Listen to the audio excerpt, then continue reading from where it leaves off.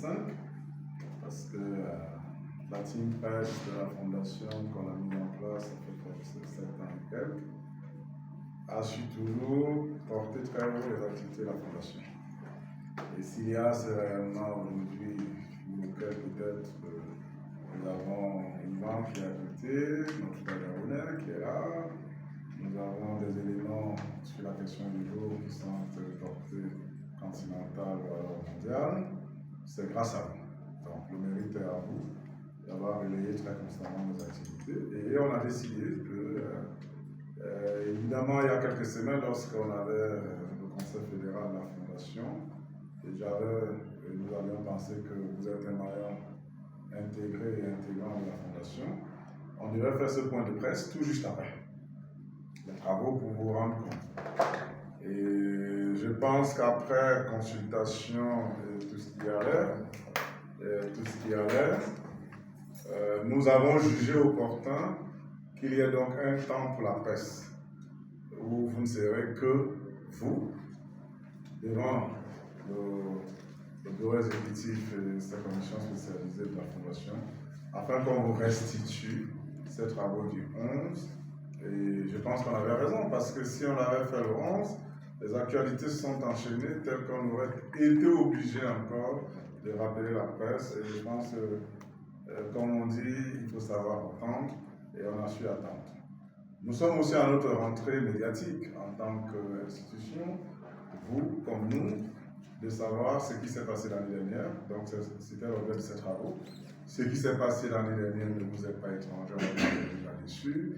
Vous savez très bien qu'on a fait un Open international à Marrakech, ça vous est informé, c'est pas qu'on va le dire. Vous savez qu'on a été à Ouattaramogo pour des questions d'enseignement et des bourses scolaires, ça vous savez. Vous savez qu'on avait fait une conférence sur le thème, c'est vous qui l'avez animé. Donc on reviendra par là-dessus. Qu'est-ce qui a été adopté le 11 en termes de calendrier d'activité?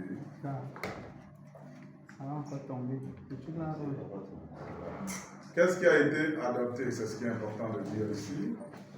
Les résolutions du Conseil fédéral de la Fondation le 11 ont adopté des activités, des décisions ont été prises sur la structuration même des structures opérationnelles de la Fondation et des annonces également. Donc, comme premier élément, arrêtons-nous sur les activités. Les activités 2024 ont été validées par le Conseil fédéral de la Fondation sur tous ces compartiments. Vous avez communiqué avec vous. Qu'est-ce qu'on a retenu pour 2025? 2025, on a retenu nos traditionnels.